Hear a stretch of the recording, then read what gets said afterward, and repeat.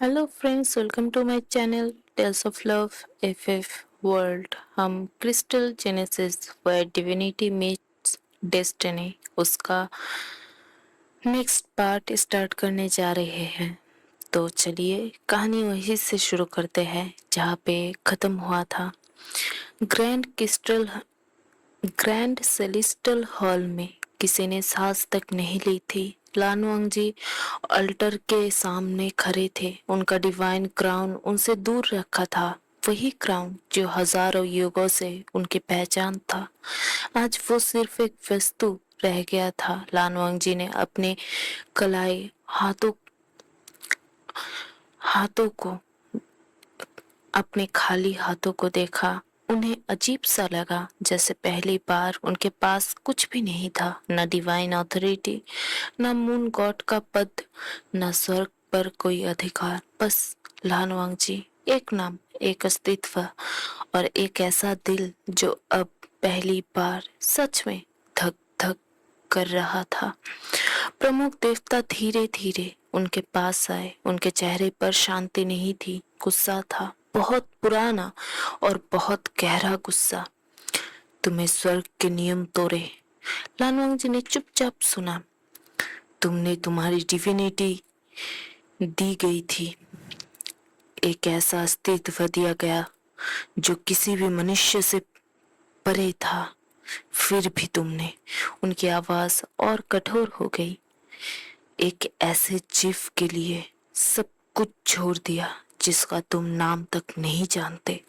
लानुआंग जी ने धीरे से जवाब दिया, उनसे मुझसे कुछ नहीं मांगा। प्रमुख देवता एक पल के लिए चुप हो गए। लानुआंग जी ने आगे कहा, ये मेरा फैसला था। ये शब्द जैसे स्वर्ग के गुस्से को और भड़का गया। फैसला? डिवाइन हॉल में उनकी आवाज गूंज उठी। एक गॉड अपनी इच्छा से स्वर्ग के नियम नहीं बदल सकता। आकाश में बिजली जैसी डिवाइन एनर्जी जमा होने लगी। लानवांग जी ने आंखें नहीं झुकाई। तुमने अपने कर्तव्य से ऊपर एक फीलिंग्स को रखा। अब तुम गॉड नहीं हो। फिर भी प्रमुख देवता ने हाथ उठाया, तुम उस फीलिंग को अपने साथ लेकर जाओगे? अचानक पूरा हॉल अंधेरे में डूब गया। लानवांग जी के पैरों के नीचे से एक बड़ा डिवाइन फॉर्मेशन प्रकट हुआ। पुराने सिंबल्स जो किसी सामान्य गॉड ने कभी नहीं देखे थे। लानवांग जी ने पहली बार अपनी आंखों में हल्का सा सवाल लिया और क्या कहा, ये क्या है? प्रमुख देवता ने कहा, हेवेंस फाइनल जजमेंट। लानवांग जी चुप रहे। तुमने डिविनिटी छोड़ी, इसीलिए तुमने मनुष्य का जीवन मिलेगा। एक सीमित जीवन, एक सीमित शरीर, एक ऐसा जीवन जहां तुम्हें दर्द होगा, वियोग होगा, लॉस होगा। लानोंग जी ने धीरे से पूछा, और अगर मैं ये सब स्वीकार कर लूं तो? प्रमुख देवता की आंखों में कठोरता आ गई। तब भी तुम्हें तुम्हारे चॉइस का दाम देना होगा। डिवाइन फॉर्मेशन अचानक और तेज चमकने लगा। लानोंग जी के आसपास सिल्वर पार्टिकल्स टूटने लगे। उनके लंबे बालों से दिव्य रोशनी अलग होने लगी। उनके रोब्स की चमक मिटने लगी। उनके माथे का छोटा सा चांद धीरे धीरे बुझ गया। लानोंग जी ने आंखें बंद कर ली और फिर एक आखिरी बार उन्हें अपना पूरा डिवाइन अस्तित्व महसूस हुआ। हजारों युग, स्वर्ग, चांद, अपना कर्तव्य, सब कुछ जैसे एक ही पल में उनके अंदर से गुजर गया। फिर सब कुछ खत्म हो गया। उन्होंने आंखें खोली। उनकी आंखों के सामने अब स्वर्ग वैसे ही था, लेकिन वो खुद अब उसका हिस्सा नहीं थे। प्रमुख देवता ने अपना हाथ लानवांग जी की तरफ किए। एक खाली सिल्वर डिवाइन सील उनकी हथेली से निकली, लानवांग जी के सीने में समा गई। उनके शरीर में एक तेज दर्द उठा, दौड़ा, और वो एक पल के लिए घुटने पर आ गए। उनकी सांस रुक सी गई। फिर उन्होंने अपने सीने पर हाथ रखा। सिल के अंदर कुछ लिखा था, एक कर्ज। प्रमुख देवता की आवाज पूरे हॉल में गूंज उठी, जिस प्रेम के लिए तुमने अपनी डिविनिटी त्यागी। लानवांग जी की आंख ने आंखें उठाई। उसी प्रेम को तुम पूरी तरह कभी नहीं पा सकोगे। हॉल में सन्नाटा था। तुम उसे अपने करीब ला सकते हो, लेकिन उसके साथ अपनी पूरी जिंदगी नहीं जी सकोगे।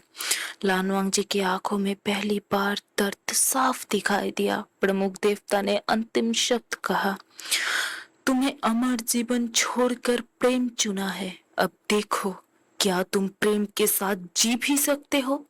लानवांग जी ने आंखें बंद कर ली। कुछ पल तक कुछ नहीं हुआ। फिर उनके सीने के अंदर एक अजीब सी जलन फैलने लगी, जैसे वो कर्ज उनके अस्तित्व में अपनी जगह बना रहा हो। उन्होंने दांत भींच लिए, लेकिन चीखे नहीं। उन्होंने सिर्फ एक बात कही,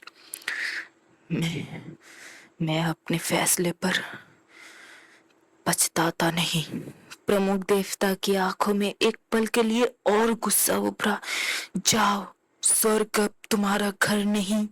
लानवंग जी धीरे से खड़े हुए। उन्होंने अब अंतिम बार पूरे सेलेस्टियल हॉल को देखा। किसी ने उन्हें रोका नहीं, किसी ने उन्हें विदा नहीं किया। वो अकेला खड़े रहे, हजारों ईगो की यादों के बीच। फिर उन्होंने मुड़कर चलना शुरू किया। स्वर्ग के अंतिम द्वार पर पहुंचकर लानवांग जी रुक गया। नीचे पृथ्वी थी। पहली बार वो पृथ्वी पर गॉड बनकर नहीं जा रहे थे, वो एक इंसान बनकर जा रहे थे।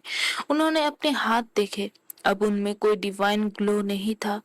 उन्होंने आसमान की तरफ देखा। चांद अब किसी और के अधिकार में था। लानवांग जी ने धीरे से आंखें बंद की और उस अजनबी का चेहरा फिर उनके सामने आ गया। वही जंगल, वही बटरफ्लाइज और वही आंखें। उनके होठों पर बहुत हल्की सी मुस्कान आई। शायद, उन्होंने धीरे से कहा, अब मैं तुम्हें ढूंढ सकूंगा। फिर उन्होंने कदम आगे बढ़ा दिए और स्वर्ग के द्वार से एक रोशनी नीचे गिरी, जैसे कोई टूटता हुआ सितारा आसमान से पृथ्वी की तरफ आ रहा हो। लानवांग जी ह्यूमन वर्ल्ड में उतर गए। उन्हें नहीं पता था कि वो कहाँ जाएंगे, किस रूप में जाएंगे, कितने साल जिएंगे, और सबसे बढ़कर जैसे वो हजारों साल से ढूंढ रहे थे, वो उनके सामने दोबारा कब आएगा। लेकिन एक चीज उनके साथ नीचे आ चुकी थी, हेवन का कर्ज, और उस कर्ज को अभी अपनी पूरी सच्चाई दिखानी बाकी थी। पृथ्वी पर उस रात आसमान बिल्कुल शांत था। ना कोई डिवाइन बेल बजी, ना स्वर्ग की रोशनी आई, ना कोई सेलेस्टियल म्यूजिक थी। बस हवा और दूर कहीं रात के करे की हल्की सी आवाज आई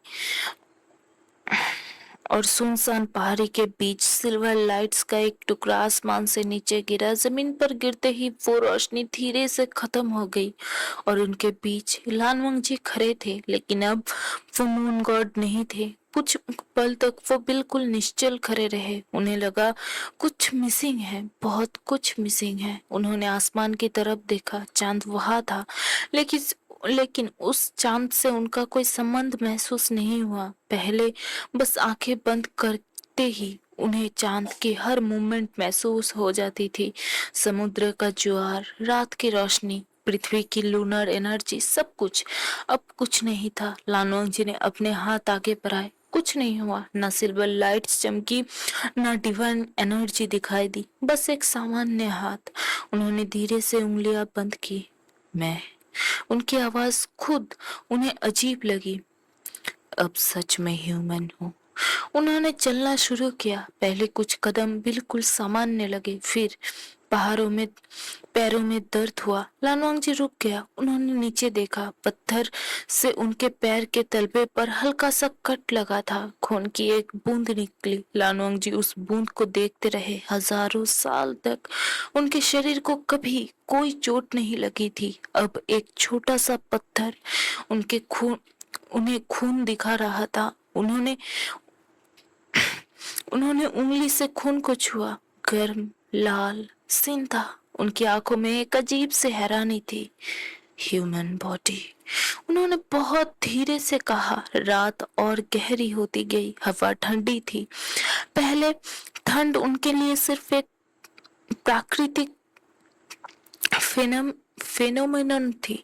अब ठंड महसूस हो रही थी। उनके कंधे हल्के से सिकुड़ गए। उन्होंने अपने रोब्स को और करीब खींच लिया। फिर एक और अजीब चीज हुई। उनके पेट से हल्की सी आवाज आई। लानवांग जी रुक गए। उन्होंने अपने पेट पर हाथ रखा। कुछ पल तक चुप रहे। फिर उन्हें समझ आया, भूख। उन्होंने कभी भूख महसूस नहीं की थी, ना प्यास, ना थकान, ना नींद। अब एक एक करके सब उनके अंदर आ रहा था और पता नहीं क्यों उन्हें ये सब डरावना कम और अजीब तरह से जीवित ज्यादा लग रहा था। सुबह होने के पहले लानवांग जी एक छोटे से गांव के पास पहुंच गए। गांव के बाहर एक पुराना लकड़ी का पुल था। वहां एक पूरा आदमी पानी भर रहा था। उसने लानवांग जी को देखा। बेटा। लानवांग जी रुक गया। बूढ़े ने उन्हें ऊपर से नीचे तक देखा। रात भर बाहर थे? लानवांग जी ने सिर हिला दिया। हाँ, काफी ठंड है। लानवांग जी ने कुछ नहीं कहा। बूढ़ा मुस्कुरा दिया। आओ, गांव में चले जाओ। रात को जंगल में रहना ठीक नहीं। लानवांग जी ने उसकी तरफ देखा। एक अजनबी, कोई डिवाइन बीइंग नहीं, कोई वर्शिप नहीं, कोई फेयर नहीं, बस एक सिंपल मनुष्य, और वो उसे बिना किसी वजह के मदद दे रहा था। लानवांग जी ने धीरे से कहा, धन्यवाद। बूढ़ा आदमी हंस दिया। नाम क्या है? लानवांग जी कुछ पल तक चुप रहे। फिर वही नाम कहा जो अब उनके पास सब कुछ खोने के बाद भी बचा था। लानवांग जी। गांव छोटा था, बहुत छोटा। कुछ मिट्टी के घर, लकड़ी की छात, एक छोटा सा बाजार और बीच में एक पुराना सा तालाब। लानवांग जी को एक खाली घर दिया गया। घर के अंदर एक छोटा सा कमरा था। एक लकड़ी की बिस्तर थी, एक टेबल था और एक दिया, बस। लानवांग जी ने पूरे कमरे को देखा। स्वर्ग के महल की तुलना में ये कुछ भी नहीं था, लेकिन फिर भी उन्हें पहली बार लगा, ये जगह मेरी हो सकती है। अगली सुबह उन्होंने खुद पानी भरना सीखा, फिर लकड़ी काटना, फिर चूल्हा जलाना। पहले दिन उनके हाथ जल गया। लानवांग जी ने तुरंत हाथ पीछे खींच लिया। उनकी आंखों में एक पल के लिए इरिटेशन आई। फिर उन्हें खुद पर अजीब सा लगा। गॉड के रूप में उन्होंने कभी किसी चीज पर इरिटेशन महसूस नहीं की थी। अब एक छोटी सी आग भी उनके इमोशंस बदल रही थी। वो चुपचाप बैठ गए और पहली बार अपने आप पर हल्का सा हंस दिए। बहुत छोटी सी मुस्कान, लेकिन असली। दिन गुजरते गए। लानवांग जी ने गांव में रहना सीख लिया। लोग उन्हें अजीब समझते थे, कम बोलते थे, ज्यादा हंसते नहीं थे, लेकिन किसी की मदद से कभी पीछे नहीं हटते थे। धीरे धीरे गांव के लोग उन्हें पसंद करने लगे। किसी ने उन्हें कपड़े दिए, किसी ने खाना, किसी ने खेती का काम सिखाया। और लानवांग जी, जो कभी पूरे स्वर्ग की जिम्मेदारी संभालते थे, अब एक छोटे से गांव के लोगों के साथ आम जिंदगी जीने लगे थे। लेकिन रात रात अब भी मुश्किल थी। जब पूरा गांव सो जाता, लानवांग जी अकेला बाहर बैठते, आसमान में चांद को देखते। अब वो चांद उनका नहीं था, फिर भी उनकी आंखें उससे छोड़ नहीं पाती थी। एक रात उन्होंने बहुत धीरे से कहा, मैं तुम्हें ढूंढ रहा हूँ। उनको खुद नहीं पता था कि वो किससे कह रहा है, पृथ्वी से, चांद से या उससे। तभी उनके सीने में एक अचानक हल्का सा दर्द हुआ। लानवांग जी ने अपनी छाती पकड़ ली। वही डिवाइन कर्स, बहुत हल्की सी काली रोशनी उनके स्किन के नीचे चमकी। एक पल, बस एक पल, फिर गायब हो गई। लानवांग जी ने उसे देखा। उनमें स्वर्ग के अंतिम शब्द याद आए, तुम उसे पाओगे, लेकिन उसके साथ अपनी पूरी जिंदगी नहीं जी पाओगे। उनकी आंखें धीरे से बंद हो गई। प्रेम, ये शब्द अब भी उनके लिए पूरी तरह समझना मुश्किल था, लेकिन उन्हें एक बात पता थी, जिस व्यक्ति के लिए उन्होंने गॉडहुड छोड़ी थी, वो अब भी कहीं पृथ्वी पर था और वो उसे ढूंढेंगे, चाहे एक दिन लगे या एक पूरी ह्यूमन लाइफ टाइम। और बहुत दूर पृथ्वी के और किसी और हिस्से में एक ऐसी जगह थी जहां स्वर्ग की रोशनी कभी नहीं पहुंचती थी, पाताल। वहां कोई महल नहीं था, कोई राज्य नहीं था, बस अनंत एनर्जी थी, अनंत आत्माएं और उनके बीच एक अस्तित्व, वही फुशियान। उन्हें अचानक अपनी आंख उन्होंने उसने अचानक अपनी आंखें खोल दी। उसके आसपास की डार्क एनर्जी एक पल के लिए हिल गई। उसने आसमान की तरफ देखा, उसके चेहरे पर एक अजीब सी मुस्कान आई। ये क्या था? उसे कुछ पता नहीं था, ना लानवंग जी के बारे में, ना स्वर्ग के बारे में, ना उस कर्स के बारे में। बस पहली बार उनके अंदर एक अनजान सी फीलिंग्स जागी थी, जैसे दुनिया में कहीं कोई चीज बदल गई हो और उस बदलाव के संबंध उससे था। पृथ्वी पर लानवांग जी को आए हुए 3 साल बीत चुके थे। 3 साल एक गॉड के लिए ये समय कुछ भी नहीं था, लेकिन एक ह्यूमन के लिए 3 साल में बहुत कुछ बदल सकता था। गांव के बच्चे बड़े हो गए थे, कुछ घरों में नए बच्चे पैदा हुए, कुछ बुजुर्ग चले गए, कुछ नए लोग गांव में आए और लानवांग जी अब भी वही था, शांत, कम बोलने वाला, लेकिन पहले जैसा नहीं। उसने इंसानी जिंदगी के छोटे छोटे राज सीख लिए थे। उसे पता चल गया था कि सुबह की चाय ठंड में ज्यादा अच्छी लगती है। उसे पता चल गया था कि बारिश के बाद मिट्टी की खुशबू क्यों अच्छी लगती है। उसे ये भी पता चल गया था कि जब कोई इंसान बिना वजह मुस्कुराता है तो सामने वाला भी मुस्कुरा देता है। और सबसे अजीब बात, उसे इंतजार करना आ गया था। हर शाम सूरज ढलने के बाद लानवांग जी गांव के बाहर एक छोटी सी पहाड़ी पर चला जाता था। वहां से पूरे आसमान दिखाई देते थे और वो हर बार एक ही चीज देखता, चांद। कभी कभी उसे लगता वो पागल हो रहा है। वो उस अजनबी को देखे हुए हजारों साल बीत चुके हैं। उसने उसका नाम तक नहीं सुना था। उसे ये भी नहीं पता था कि वो कौन था। फिर भी हर रात उसका चेहरा उसकी याद में और साफ हो जाता रहा। क्रिम्सन रोब्स, हवा में उड़ते बादल, तितलियों के बीच खड़ी एक हंसी और वो आंखें। लानवांग जी ने कभी उससे बात नहीं की थी, फिर भी उसकी याद में एक अजीब सी वार्मथ थी, जैसे वो किसी पुराने घर को याद कर रहा हो। एक दिन लानवांग जी ने गांव छोड़ने का फैसला कर लिया। उसने अपने छोटे से घर को देखा, वही लकड़ी का बिस्तर, वही टेबल, वही मिट्टी का दिया। गांव के बुजुर्ग ने पूछा, कितने दिन के लिए जा रहे हो बेटा? लानवांग जी ने जवाब दिया, पता नहीं। वापस आओगे? लानवांग जी कुछ पल चुप रहा, फिर धीरे से कहा, शायद। बुजुर्ग मुस्कुरा दिए, तो हम इंतजार करेंगे बेटा। लानवांग जी ने उसकी तरफ देखा। इंतजार, ये शब्द उसके लिए अब कुछ अलग था।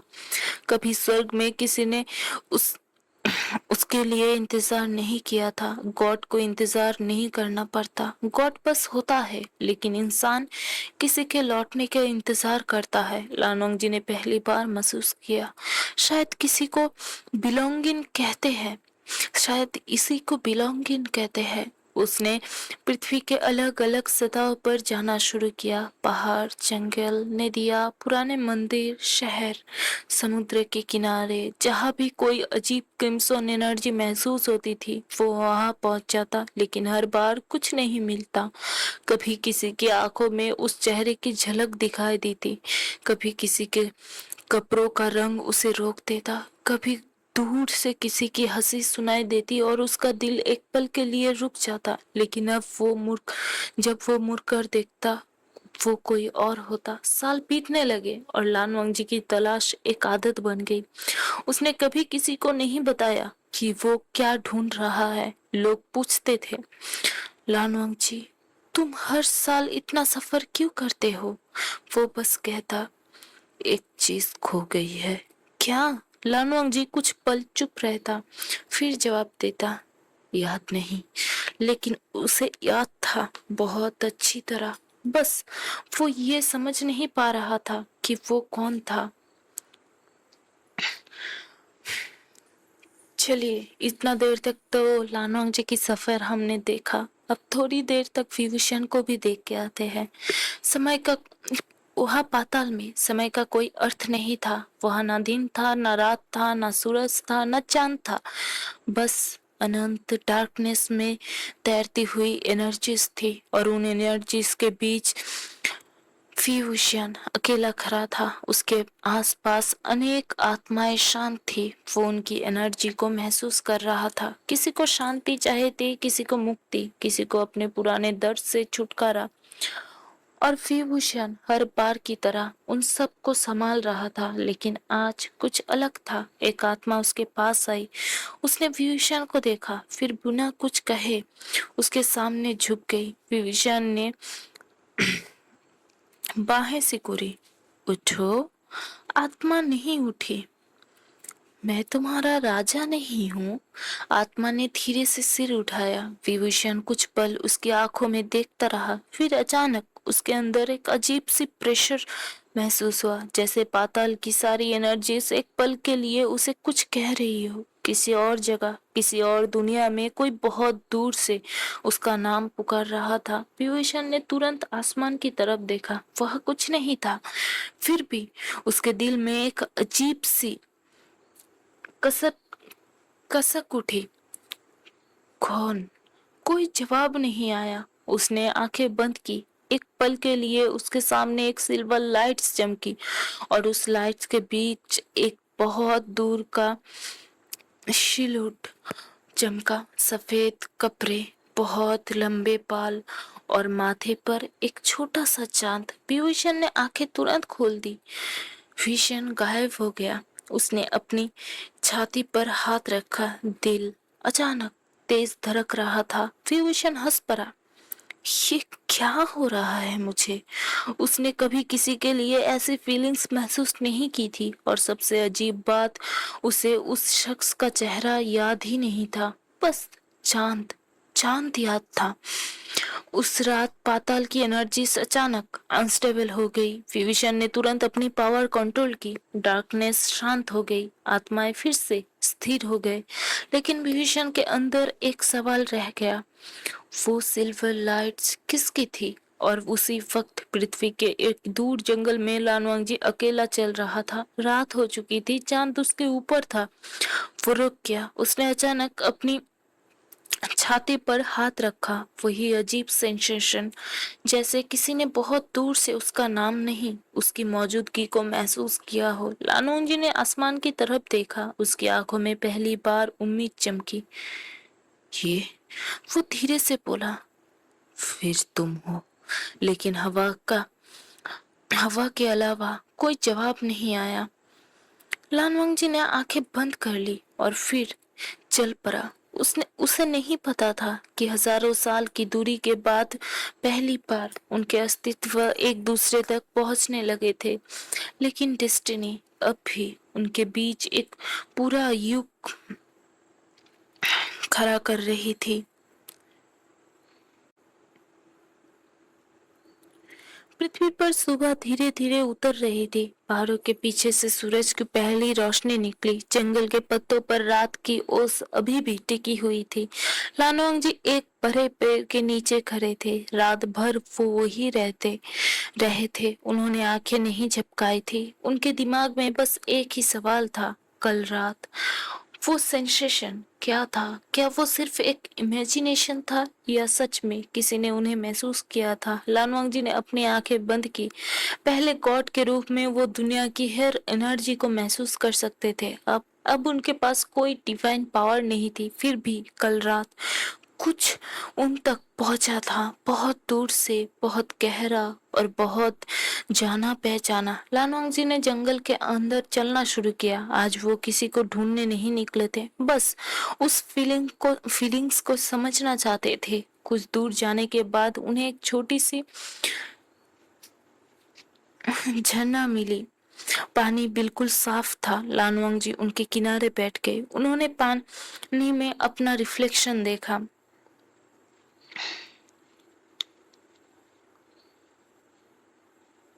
एक सामान्य ह्यूमन फेस, कोई डिवाइन ग्लो नहीं, कोई क्रिस्टल एनर्जी नहीं, कोई ऑरा नहीं, बस एक इंसान। उन्होंने धीरे से कहा, मैं तुम्हें ढूंढते ढूंढते क्या बन गया हूँ। पानी की सरफेस पर हल्का सा रिपल बना और उस रिपल के बीच एक लाल पंख तैरता हुआ उनके सामने आ गया। लानवांग जी की सांस रुक गई। लाल, बिल्कुल वही रंग जो उस अजनबी के आसपास उड़ती बटरफ्लाइज का था। उन्होंने हाथ बढ़ाया, पंख उनकी उंगलियों तक आया और जंग अगले ही पल गायब हो गया। लानवांग जी कुछ पल तक वही बैठे रहे, फिर उन्होंने बहुत धीरे से कहा, तो तुम सच में हो। उसी समय पाताल में विभीषण अपने रेलम के सबसे गहरे हिस्से में था। आज पाताल की एनर्जी अजीब तरीके से रेस्टलेस थी। हजारों आत्माएं एक साथ उनकी तरफ देख रही थी। विभीषण ने भौहें सिकुड़ी। शांत। डार्क एनर्जी धीरे धीरे सेटल हुई, लेकिन उसका खुद का दिल शांत नहीं हुआ। उसने अपनी छाती पर हाथ रखा। कल रात से वही फीलिंग्स थी, एक अनजान कनेक्शन, जैसे कोई उसे बुला रहा हो। विभीषण ने आंखें बंद की। कौन हो तुम? इस बार उसे जवाब मिला। बहुत हल्की सी आवाज आई, जैसे हवा में घुली हुई आवाज आई। वी विभीषण की आंखें तुरंत खुल गई। उसका चेहरा बदल गया। किसी ने उसका नाम नहीं लिया था, लेकिन उसने अपना नाम सुना था। विभूषण। विभीषण ने तुरंत अपनी पावर एक्टिव की। पूरा पाताल लाल और काली रोशनी से भर गया। उसने अपनी कॉन्शियसनेस को बाहर भेजा, पाताल से पृथ्वी तक। लेकिन जैसे ही उसकी एनर्जी ऊपर रेलम की बाउंड्री के पास पहुंची, एक बैंग करके आवाज हुई। एक इनविजिबल बैरियर ने उसे रोक दिया। विभीषण पीछे हट गया। उसकी आंखों में इरिटेशन थी। स्वर्ग, उसने धीरे से कहा। पाताल और स्वर्ग के बीच पुराना नियम। उसने पृथ्वी के ऊपर के डिवाइन रेलम तक जाने की अनुमति नहीं था। विभीषण ने बैरियर को देखा, फिर हल्की सी मुस्कान आई। इंटरेस्टिंग। लानवंग जी को भी कुछ महसूस हुआ। हवा अचानक बदल गई। झरने का पानी काला नहीं हुआ, लेकिन एक पल के लिए उसकी सरफेस पर रेड लाइट्स चमकी। लानवंग जी खड़े हो गए। उसकी आंखें उस रोशनी पर टिक गई। ये रेड लाइट्स धीरे धीरे एक बटरफ्लाई में बदली, एक क्रिम्सन बटरफ्लाई। वो लानवंग जी के आसपास एक चक्कर लगाकर जंगल के अंदर उड़ गई। लानवंग जी ने बिना सोचे उसके पीछे चल पड़े। बटरफ्लाईज एक बड़े पुराने पेड़ तक गई, फिर गायब हो गई। लानवंग जी रुक गया। उन्होंने चारों तरफ देखा, कोई नहीं था, बस हवा, पत्ते और एक अजीब सी खामोशी। लेकिन उसके अंदर एक तूफान थी। एक जैसे महसूस हुआ था उसे कि वो यहाँ था, कहीं बहुत दूर नहीं। लानवांग जी ने आंखें बंद की। मैं जानता हूँ। उसकी आवाज बहुत धीमी थी। अब तुम सिर्फ मेरी मेमोरी नहीं हो। हजारों मील दूर विभीषण ने भी आंखें खोली। उसके सामने हवा में एक छोटा सा सिल्वर पार्टिकल्स था। उसने उसे देखा। सिल्वर। उसने उंगली से पार्टिकल्स को टच किया। पार्टिकल उसकी स्किन पर आते ही गायब हो गया, लेकिन उसके साथ एक इमेज भी आई। एक आदमी, सफेद रोब्स, लंबे बाल, शांत आंखें और माथे पर एक छोटा सा चांद। विभीषण बिल्कुल स्थिर हो गए। उसने उस चेहरे को भी नहीं देखा था, फिर भी उसका दिल इतनी जोर से धड़का जैसे वो उस आदमी को बहुत पहले से जानता हो। कौन हो तुम? उसकी आवाज में पहली बार क्यूरियोसिटी नहीं, लॉन्गिंग थी। और इसी पल पृथ्वी के दो अलग अलग कोनों में दोनों ने एक ही आसमान की तरफ देखा। लानवंग जी ने चांद को देखा। विभीषण ने उसकी रिफ्लेक्शन एक डार्क पूल में देखी। दोनों एक दूसरे को नहीं देख पा रहे थे, लेकिन उनके अस्तित्व एक दूसरे को पहचान चुके थे। और डेस्टिनी ने हजारों साल बाद पहली बार उनके बीच का डिस्टेंस एक पल के लिए कम किया था। लेकिन एक्चुअल मीटिंग वो अभी नहीं थी, क्योंकि जब वो मिलेंगे लानोंग जी को ये समझ नहीं आएगा कि जैसे वो हजारों साल, जिसे वो हजारों साल ढूंढ रहा था, वो उसके सामने खड़ा था। So this is the ending guys. तो आज भी आधे घंटे का ही है, ज़्यादा टाइम का नहीं है, क्योंकि बारिश आने वाली है, बहुत ज़ोर से बिजली चमक रही है। बीच बीच में शायद आपको आवाज़ सुनाई दी होगी या फिर नहीं सुनाई दी, नहीं पता। तो आज के लिए इतना ही। प्लीज़ लाइक कीजिए, सपोर्ट कीजिए, कमेंट किया कीजिए। आपका कमेंट पढ़ना मुझे बहुत अच्छा लगता है, मुझे इंस्पिरेशन देता है। बाकी और क्या ही कहना, बस अपने दिल और खुद के साथ एक घमासान युद्ध चल रहा है। बस खुद को मना रहा हूँ, दिमाग को ठीक रखो और अपना काम करते जाओ। कुछ होप किए बिना ये काम चालू रखना बहुत मुश्किल है, मुझे पता है। अब मुझे समझ आ रहा है यूट्यूबर्स क्यों इतना परेशान हो जाते हैं। बहुत सारे लोग फॉलोअर्स की वजह से सुसाइड भी की है।